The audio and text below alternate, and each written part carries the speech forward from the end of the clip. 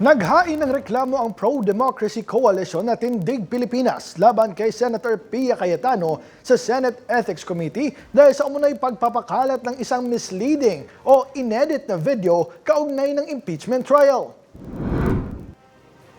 Ang spliced video sa social media post ay tungkol sa palitan ni Senate Minority Leader Alan Peter Cayetano at House Prosecutor Chel Jokno tungkol sa pagsabina sa financial records ni Vice President Duterte.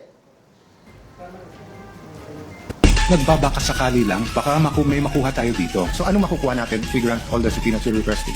The evidentiary facts, Your Honor, that we're not yet, hindi pa nakita ng House. So nagbabakasakali din? Hindi po. You still don't know what you'll see? We are basing the request for the bank records on the evidence and information provided by the Anti-Money Laundering Council, which appears to show that there were billions of pesos that went through the accounts. Okay, so the anti-money laundering does not deal with income, they deal with flow. So pag sinabing billion, that doesn't mean that a certain official has billions in their account. So meaning if I have ₱1 million deposit on January 1, and then on January 5, I take it out and put it in time deposit for 1 month, and 1 month later it comes out, hindi na 1 million yon. 1 million in, 1 million out, 1 million in the time deposit, paglabas 4 million na yon. So hindi evidentiary yun, speculation sa ikot ng pera. Meaning, and all I have to do is find someone with a bank account and give them a long enough period, and I will say that they have hundreds of millions or billions. Precisely, Your Honor, that is why we want.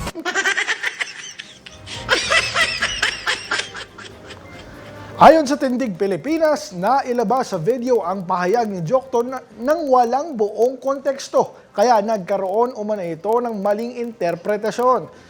Dagdag ng grupo, inilagay sa alanganin ng naturang video ang integridad ng Senado bilang impeachment court. Iginit nilang ang pagpopost ng inedit na video ng isang senator judge laban sa kapwa abogado at mambabatas ay nakaaapekto sa kredibilidad ng proseso ng impeachment.